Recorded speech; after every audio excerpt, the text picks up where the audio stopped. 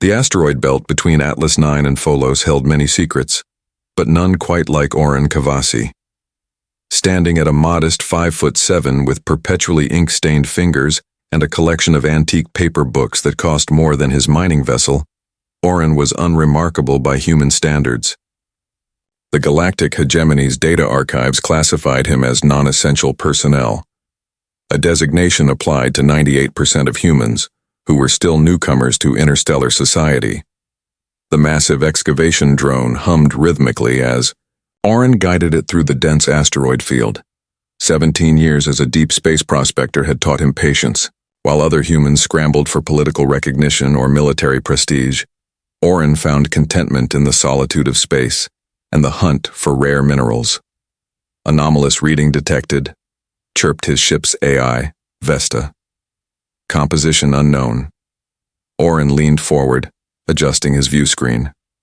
Show me. The projected image revealed a small spherical object embedded within a carbon-rich asteroid. Not particularly valuable looking, but odd enough to warrant investigation.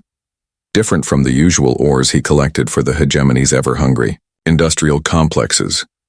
Initiating extraction protocol, Vesta announced. The object, no larger than Oren's fist, pulsed with a faint blue luminescence when freed from its rocky prison, billions of years imprisoned in stone, now floating in his collection chamber. Analysis inconclusive, Vesta reported. Material composition matches no known element in database. For most species in the Hegemony, this would have triggered immediate notification to central authority. The Vril would have submitted taxonomic reports. The Jex would have formed a research committee. The Elith would have performed religious ceremonies before even touching it. But humans? Humans were different. Oren simply picked it up. The sphere responded instantly to his touch, its surface shifting like liquid metal. Tendrils of blue energy wrapping around his fingers. Alien symbols emerged on its surface, rearranging continuously as if searching for a pattern. Vesta, are you recording this? Oren whispered. Affirmative. Warning. Unknown energy signature detected. Recommend immediate. The rest of Vesta's warning dissolved into static as the sphere's glow intensified. The symbols stabilized into a fixed pattern, and a beam of light projected from the sphere, creating a three-dimensional star map in the center of Oren's cramped cabin. One star pulsed brighter than the others, a location marker. Coordinates. Identified. Vesta's voice returned. Unmapped region beyond Hegemony space. Oren's heart raced. The Hegemony strictly prohibited unauthorized exploration beyond established territories. Such violations carried severe penalties for all species.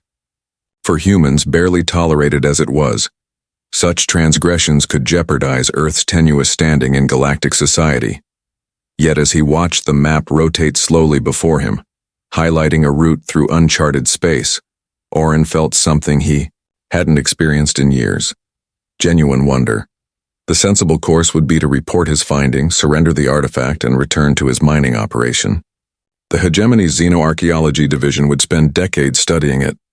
Perhaps humans would receive a footnote credit in some obscure academic database. But there was something else in the projection. Subtle markers, patterns that seemed oddly familiar to his human mind but would be meaningless to alien perception. It's a key, he murmured, understanding dawning. And it's meant for us. 3 days later, Oren's mining vessel disappeared from Hegemony tracking systems. Central Authority registered it as a routine equipment failure and allocated resources to recover the relatively valuable ship. The human operator was classified as unfortunate collateral, a statistical notation that would have infuriated many, but would have made Oren Kavasi smile, because by then he was already beyond their reach, following a path laid by an ancient civilization that had recognized something in humanity that the Hegemony could not see. The first domino had fallen. Ambassador Lysithea Morel suppressed a sigh as the Jex representative droned on about proper protocol. The Galactic Hegemony's Central Council Chamber, a massive amphitheater designed to accommodate 37 distinct species, felt particularly oppressive today. Holographic displays showed the faces of thousands of representatives attending, virtually from across known space. And therefore, the Jex concluded, multifaceted eyes blinking in sequence, humans must accept reduced mineral extraction quotas as befitting their probationary status within the hegemony. Lysithea straightened her formal diplomatic uniform. After 8 years representing Earth's interests, she had learned that appearance of confidence mattered more than actual power.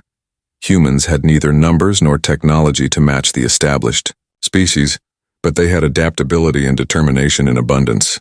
The Council acknowledges Earth's willingness to compromise, she began carefully, but reminds the Assembly that our mining operations in the Atlas sector have consistently exceeded efficiency projections. Furthermore, her neural implant pinged. Urgently, a private message flashing across her retinal display. Anomaly detected. Atlas sector. Human involvement suspected. She faltered momentarily before recovering. Furthermore, the reduction would create unnecessary hardship for colonial outposts depending on those resources. The debate continued predictably, with various factions arguing minute details of resource allocation. Lysithea participated mechanically while her mind raced. Atlas sector anomalies weren't her direct concern, but the specific notification about human involvement was troubling. The hegemony monitored humans more closely than they admitted publicly. After the session, she retreated to her private chamber.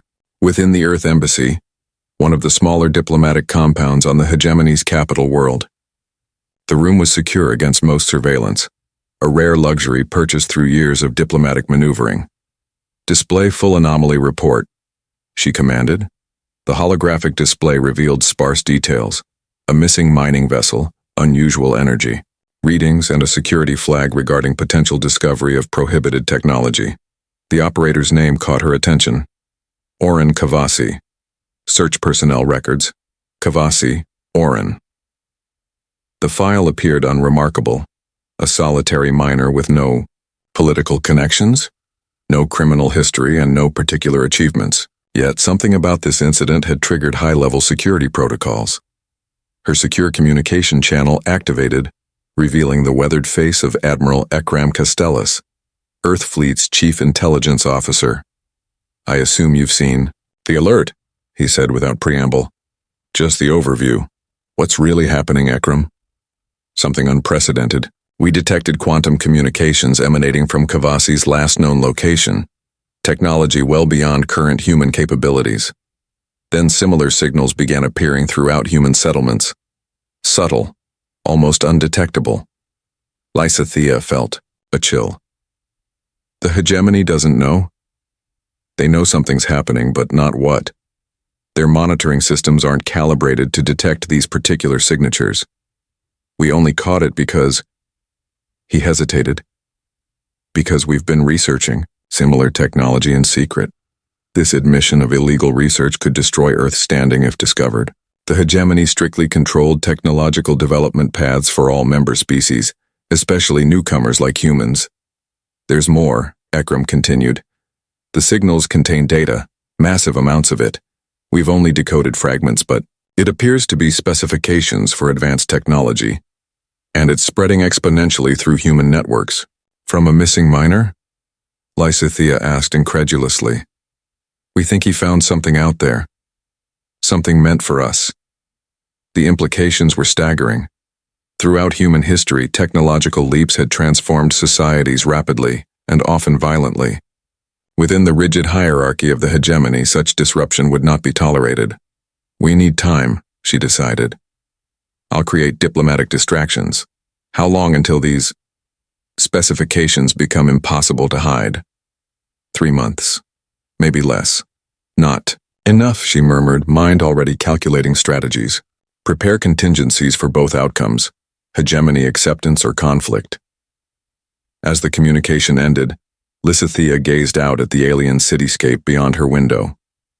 Among the towering structures of ancient civilizations, the modest Earth Embassy seemed like a child's building block. Yet something fundamental was shifting beneath the surface of human society across the galaxy. Whatever Oren Kavasi had discovered was changing everything, one human mind at a time. Part 3. Revelation Protocol Doctor. Mireia Kalani had never intended to commit treason. As lead researcher at Jupiter's Ganymede laboratory, her work on quantum communication was purely theoretical, carefully designed to remain within hegemony-approved parameters. The research station itself was unremarkable, one of dozens orbiting the gas giant, its existence barely acknowledged in hegemony records, until 3 weeks ago when everything changed. "Run the simulation again," she instructed her team, watching as holographic models materialized around the laboratory. The schematics they were studying had appeared mysteriously in their research database, impossibly advanced designs that solved problems her team had struggled with for years. "Energy cohesion at 99.8% stability," reported her assistant Davin. Like everyone in the lab, he understood the gravity of their actions. These designs far exceeded human technology permits. "Where did these come from?" asked Riker, the youngest researcher, voicing the question they all avoided. Mireia hesitated. "Does it matter? These specifications work. They actually work." Similar scenes were unfolding across human settlements throughout the solar system and beyond. Engineers discovered manufacturing blueprints integrated seamlessly into their systems. Medical researchers found formulas for treatments addressing previously incurable conditions. Architects discovered new structural possibilities that defied conventional physics, all emerging simultaneously, as if awakened by some unseen signal. Hegemony's intelligence services had noticed patterns of unusual activity, but remained baffled by their inability to identify the source. Their surveillance systems detected no conventional transmissions or data transfers that could explain the phenomenon. It appeared as though humans everywhere were simultaneously experiencing unprecedented inspiration. On Mars colony, Governor Elisanda Drake faced mounting pressure as manufacturing facilities began producing components that technically violated technology restrictions. "We can claim ignorance for perhaps another week," her security chief explained during an emergency briefing. "After that, the component patterns will be unmistakable." "And if we stop production?" Elisanda asked. "The designs have already spread too widely, and they're compelling. Engineers are implementing them almost instinctively, like they were meant to understand them. Across human space, military commanders, colonial administrators, and corporate leaders found themselves making the same decision: proceed with the mysterious technological evolution despite the risks of hegemony repercussions. In her laboratory, on Ganymede, Mireia activated the prototype derived from the mysterious schematics. The device, smaller than her palm, hummed to life, generating a quantum field that theory said should be impossible for human technology to achieve. "Testing communication protocols," she announced, connecting the device to their systems. The laboratory lights flickered momentarily as the quantum field expanded. Then the main display activated independently, showing an image that caused the entire research team to fall silent. A human face, weathered by solar exposure and microgravity, with eyes reflecting an unearthly blue light. "This is Oren Kavasi," the figure said. "If you're receiving this message, the revelation protocol has begun." The researchers exchanged glances of confusion and wonder as Oren continued. "What I discovered in the asteroid belt wasn't just technology. It was knowledge, ancient and profound, left specifically for beings like us. The precursors, as I've come to call them, saw something in humanity's potential that made us their chosen inheritors." The message explained how the artifact had connected with Oren's consciousness, transferring vast archives of knowledge directly into his mind. Unable to contain it all, he had used the artifact to encode this knowledge into quantum signals that resonated specifically with human brainwave patterns, making them invisible to hegemony detection, but instantly recognizable to human intuition. "The hegemony has contained us, limited us because they fear what we might become," Oren's message continued. "The precursors left this legacy because they believed we could transcend those limitations. Now we face a choice: embrace this, gift and challenge the established order, or reject it and remain subordinate." As the message concluded, new schematics appeared on the laboratory displays, designs for something vastly more ambitious than quantum communication. Is that what I think it is? Davin whispered. Mireia nodded slowly, her scientific caution warring with growing excitement. It's a starship drive. Unlike anything the hegemony possesses, the design incorporated principles that redefine their understanding of physics, enabling speeds and efficiencies that would transform humanity's position in the galactic community. If they could build it, we'd need resources, manufacturing capacity beyond anything we have access to, Riker noted. Look again, Mireia said, pointing to additional schematics appearing on secondary displays. These are production methods, ways to repurpose existing human infrastructure. The implications were staggering. Humanity could bypass centuries of controlled technological development in a matter of months. The question wasn't whether they could build it, but whether they should. Mireia made her decision. Begin implementation and activate the secure network. We need to coordinate with every human research station possible. As similar decisions echoed across human settlements, the transformation accelerated. The hegemony remained unaware that their most recent member species was evolving before their eyes, guided by knowledge from a civilization that had preceded even the oldest of the current galactic powers. The countdown to confrontation had begun. Supreme Overseer Javath of the Hegemony Security Directorate rarely experienced confusion. For 3 centuries, he had methodically climbed the ranks of the galaxy's most powerful enforcement agency, his 6-lobed brain processing patterns and predicting outcomes with machine-like precision. Yet the situation unfolding before him defied explanation. Clarify, he demanded, his translator rendering his natural clicking speech into standard galactic common. How can an entire species modify their technology simultaneously without coordination? The UN analysis team, composed of the hegemony's finest minds from 12 different species, shifted uncomfortably. The pattern suggests some form of collective intuition, offered Specialist Thress, her feathered crest flattening in deference, as if they're all solving the same equation independently. Impossible, Javath dismissed. Their species lacks telepathic capabilities. The monitoring chamber displayed hundreds of surveillance feeds from human settlements across hegemony space, manufacturing facilities working at unprecedented capacity, research stations buzzing with activity, orbital shipyards reconfiguring to produce components that increasingly violated technology restrictions. Most disturbing were the communication patterns, or rather, the lack thereof. Despite obvious coordination, human networks showed no unusual transmission spikes. Whatever guided this transformation remained invisible to hegemony monitoring. The Council must be informed, Javath decided. Prepare a full species containment recommendation. Admiral Castellus received the evacuation order with grim acceptance. For weeks, Earth's intelligence network had warned that discovery was inevitable. Now reports indicated a hegemony enforcement fleet assembling near Saturn's orbit, the largest military force seen in the solar system since humans joined the galactic community.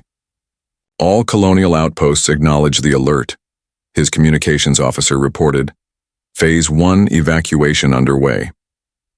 Earth's modest defense fleet, officially classified as peacekeeping vessels under hegemony restrictions, moved into diversionary positions. They couldn't hope to defeat the incoming forces, but they could buy time for the plan that had been developing across human space. In the orbital shipyards above Mars, the first of the new vessels neared completion. Sleek constructions, unlike the bulky utilitarian craft humans had previously been permitted. Their hulls incorporated elements that seemed to absorb rather than reflect light, making them difficult to track even visually. Propulsion systems online, reported Chief Engineer Falco from the Construction Oversight Station. Quantum bubble stable at 97% efficiency. The technology derived from Oren's discovery had progressed faster than anyone anticipated. What began as fragmented knowledge had evolved through human innovation, combining the precursor's fundamental principles with humanity's unique approach to problem solving. We're receiving an emergency transmission from Ambassador Morel, the communications officer announced. Lysithea's face appeared on the command display, her diplomatic composure showing rare cracks of concern. The hegemony has invoked Article 87, Species Containment Protocol. Their fleet has authorization to neutralize all human military assets and assume control of our colonies. How long? Castellus asked. Hours at most. Javoth himself is commanding. The operation. I've been ordered to return to Earth for protective custody. Castellus nodded grimly. Then we proceed with Phoenix Protocol. Throughout human territories, the evacuation accelerated. Not a retreat to Earth as the hegemony might expect, but a carefully orchestrated migration to predetermined coordinates beyond monitored space. The newly completed vessels, each capable of carrying thousands, prepared for their maiden voyages. Sir, his tactical officer interrupted, Hegemony Vanguard has entered detection range. Their weapon systems are active. Castellus straightened his uniform. Send to all Earth defense vessels. Operation Firebreak is authorized. Standard delaying. Tactics only. Minimal casualties. He knew most of his officers would not survive the coming engagement.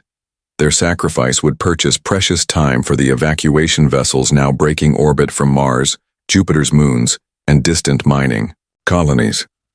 And send one last message to all human settlements, he added. Simple text only. Remember Oren Kavasi. In the Hegemony Council chamber, chaos erupted as reports of the human response reached the assembled representatives. What should have been a routine species containment operation had transformed into an unprecedented crisis. They're abandoning their colonies, the Vril counselor reported incredulously.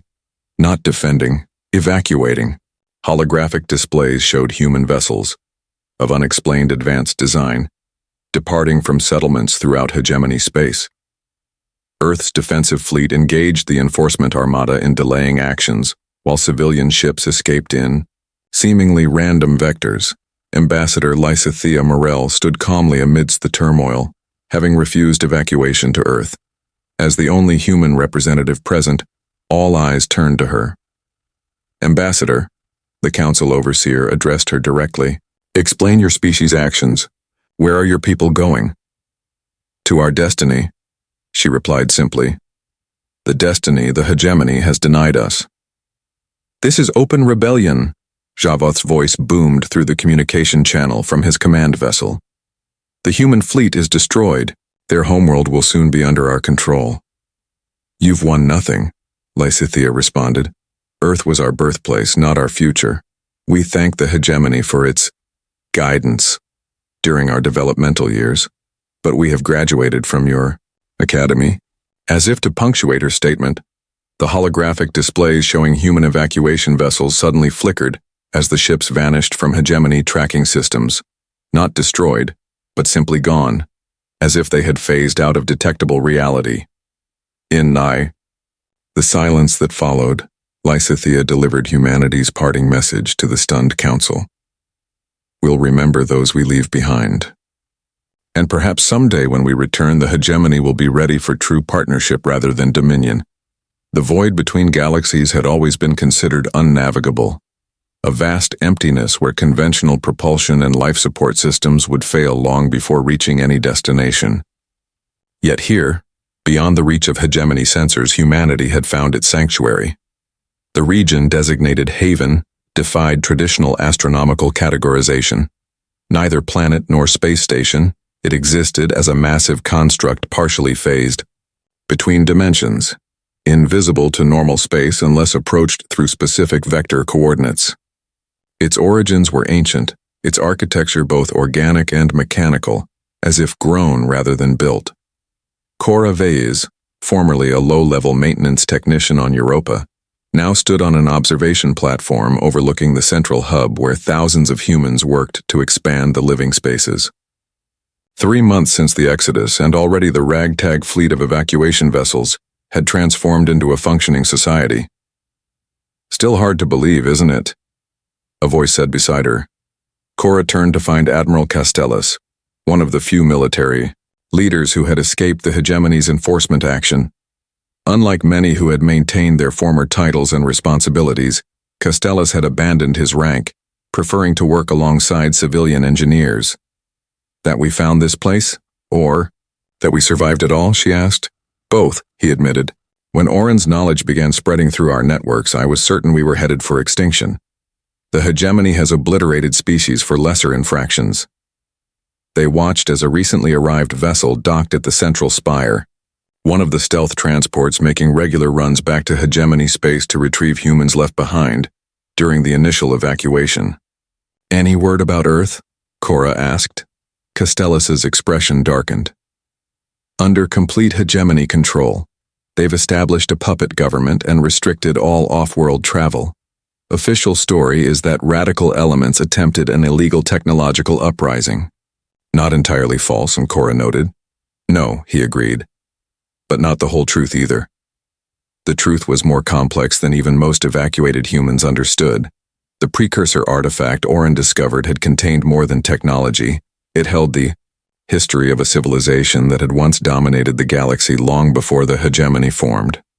A species that had transcended physical form, but left behind guideposts for worthy successors. What made humans worthy remained debated among those who now studied the full knowledge archive. Some suggested it was humanity's adaptability, others their creativity or resilience. Whatever the reason, the precursors had embedded their legacy in a form that resonated specifically with human cognition. In the central research chamber deep, within Haven's core, Oren Kavasi himself worked alongside Dr. Mireya Kalani and a team of scientists to unlock the archive's deeper mysteries. No longer the solitary miner, Oren had become something more. His consciousness partially merged with the precursor knowledge, serving as translator between ancient wisdom and human understanding. The third transformation sequence is stabilizing, Mireya reported, monitoring neural patterns as a volunteer subjected themselves to the carefully modified version of Oren's original experience. The process they now called integration allowed humans to absorb specific portions of the precursor knowledge directly. Each recipient gained different insights depending on their natural aptitudes. Engineers understood propulsion theories, medics grasped biological enhancement principles, architects perceived multi-dimensional structural concepts. Neural pathways, adapting properly, Oren confirmed, his eyes glowing with the now familiar blue luminescence. No rejection signals. What had begun as technological specifications had evolved into something more profound. A guided transformation of human potential itself. Not everyone chose to undergo integration, and the leadership council established after the Exodus had declared it would remain voluntary. Some feared losing their humanity by accepting the alien knowledge. Others embraced it as the next step in human evolution. In Haven's strategic planning chamber, Lysithea Morel, who had escaped the hegemony capital aboard a diplomatic vessel, led discussions about humanity's future. Displays showed the current disposition of hegemony forces, their fruitless search patterns as they tried to locate the vanished human fleet. "They're beginning to believe we destroyed ourselves," an intelligence analyst reported. "Their search, perimeter contracts weekly, and our agents within hegemony space?" Lysithea asked. "Network expanding slowly. The quantum communication nodes remain undetectable to their monitoring systems. This shadow network of humans left behind, some by choice, others by necessity, maintained humanity's presence within hegemony territory. Through them, new technologies derived from the precursor knowledge were gradually introduced into various sectors, too subtle to trigger immediate security responses, but significant enough to create ripples of change. "We're not just hiding," Lysithea reminded the assembly. "We're preparing. The hegemony structure is rigid, resistant to change, but change is coming regardless." As she spoke, new reports arrived from observers monitoring hegemony communication channels. Economic disruptions were spreading through member worlds as human-operated industries ceased functioning. Political alliances shifted as lesser species questioned the hegemony's handling of the human situation. Humans had been integrated into the Galactic society more deeply than anyone, including the hegemony leadership, had realized. Their absence created instabilities that rippled outward through interconnected systems. "How long until we're ready for Phase 2? Asked Governor Drake, who had overseen the Martian evacuation. Lysithea studied the progression models developed by the strategic AI systems, 6 months. By then, the first generation of fully integrated specialists will complete their training, and our industrial capacity here will reach sufficient levels. And Earth? Someone asked. Earth remains our priority, she assured them. We will not abandon those left behind. As the meeting concluded, Lysithea stared at the galactic map displaying the hegemony's vast territory. For millennia, it had maintained order through strict technological and social control, containing species within predetermined development paths. Now humanity, guided by knowledge from a civilization that had transcended such limitations, was positioned to challenge that established order. Not through direct conflict, but through transformation, offering alternatives to the rigid hierarchies that had defined galactic society for thousands of years. The revolution would not come in a single dramatic confrontation, but through countless small changes spreading like ripples across the galaxy. 5 years after humanity's exodus, the hegemony border outpost Vigilance 7 detected an unusual energy signature approaching from uncharted space. The monitoring officer, a young Jex on his first deep space assignment, followed standard protocol, dispatching an automated probe to investigate before alerting his superiors. The probe never returned. Instead, a vessel of unknown configuration appeared in orbit around the outpost. Its design defied conventional classification, organic curves blending seamlessly with technological components, its hull shifting slightly, as if breathing. Most disturbing was its complete absence from sensor readings despite being clearly visible through observation ports. Receiving transmission, the communications specialist reported nervously. Audio only. The voice that emerged from the speakers was unmistakably human, yet somehow more resonant with harmonics that seemed to bypass auditory processing and speak directly to consciousness. Vigilance 7, this is Envoy Oren Kavasi, representing the human collective. We come with an invitation. Within the Hegemony Council chamber, emergency sessions had continued for 3 consecutive days, as reports flooded in from throughout controlled space. Similar vessels had appeared simultaneously at 37 key locations, each delivering the same message before retreating beyond tracking range. Supreme Overseer Javoth, his authority diminished after the failed containment of humanity, struggled to maintain order among increasingly fractious council members. The humans propose a diplomatic summit, the elite representative summarized. On neutral territory they call Haven. They offer to share certain technologies as a gesture of goodwill. It's obviously a trap, Javoth insisted. Their sudden reappearance with inexplicable technology confirms they discovered prohibited artifacts. Protocols demand immediate quarantine and neutralization. But the hegemony no longer spoke with one voice. 5 years of economic instability following humanity's disappearance had created factions among formerly unified species. Minor members saw opportunity in human offers of technology sharing outside hegemony restrictions. The situation has evolved beyond containment protocols, noted the Vril representative whose species had maintained the closest relations with humans before the Exodus. We must acknowledge reality. Whatever humanity has become, they are offering peaceful contact rather than retribution. Javoth's facial appendages contorted in frustration. They violated our most sacred laws, accessed forbidden knowledge, technologies that destabilize the very foundation of our society. Perhaps, the Vril countered, those foundations needed examination. In Haven's diplomatic center, Lysithea Morel observed the hegemony deliberations through quantum entanglement, feeds provided by human agents still operating within council space. The years had changed her. Silver threading her dark hair, her bearing more confident than during her days as a subordinate ambassador. They're fragmenting faster than predicted, noted Elisanda Drake, who had transitioned from colonial governor to Haven's diplomatic corps. The Vril delegation will accept our invitation. And we're prepared to receive them, Lysithea confirmed. The introduction protocol is finalized. Selective technology sharing approved by the Collective Council. Medical.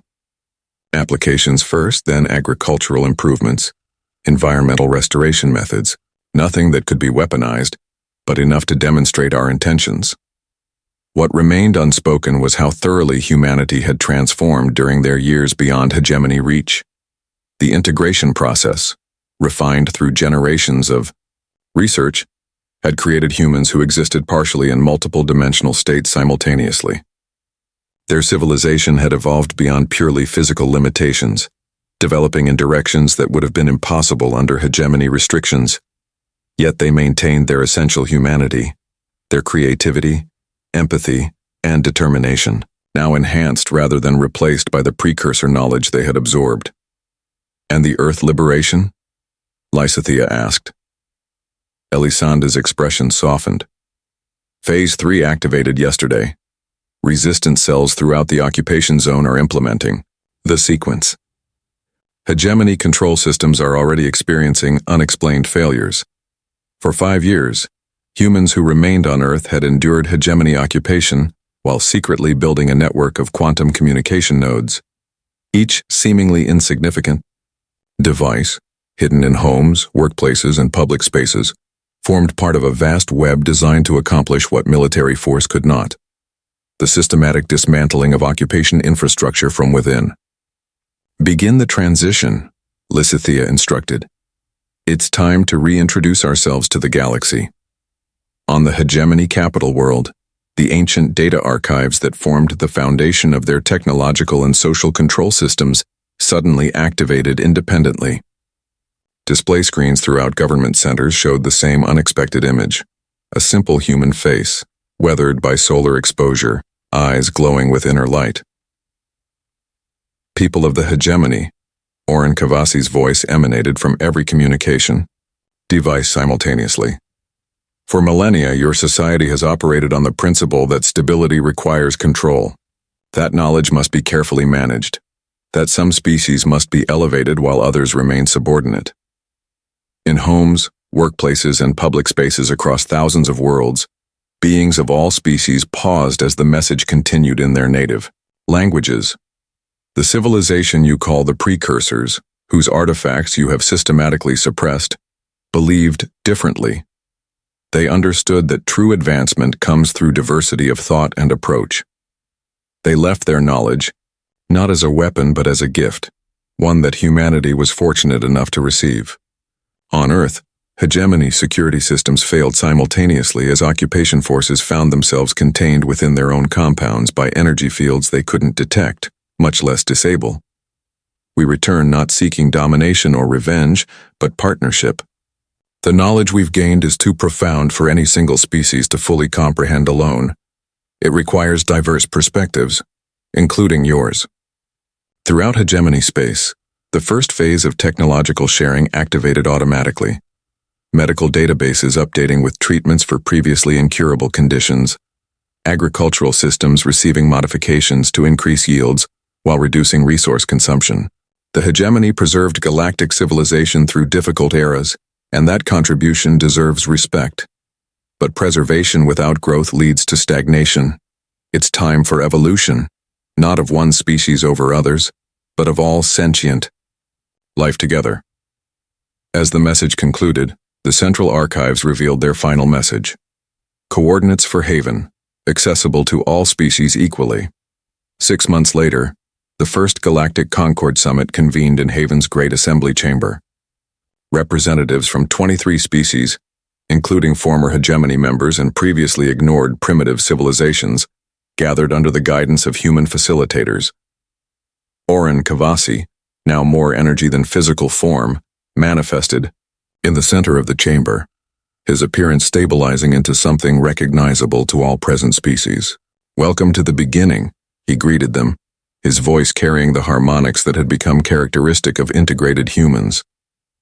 "Today we take the first step toward what the precursors envisioned, a galaxy of cooperative advancement rather than controlled development." As the summit proceeded, humans demonstrated their unique position, not as conquerors replacing the hegemony, but as bridges between what was and what could be.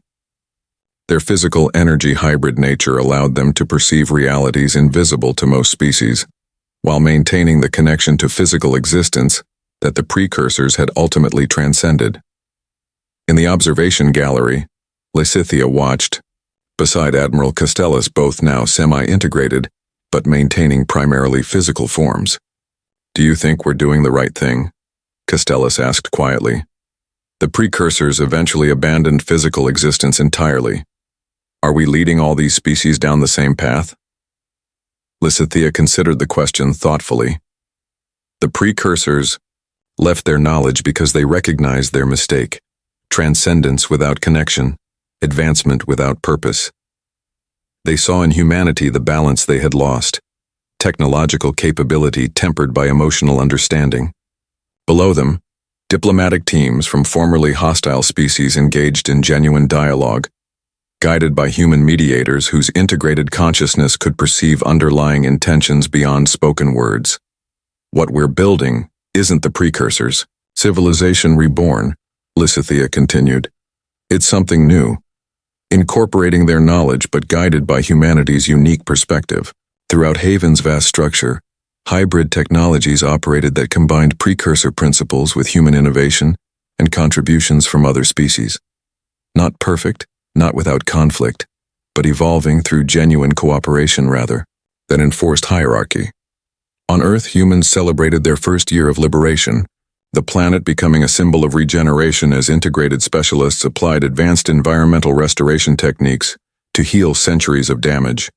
And deep within Haven's central archive chamber, a small spherical artifact, the catalyst, that had changed everything, pulsed with steady blue light.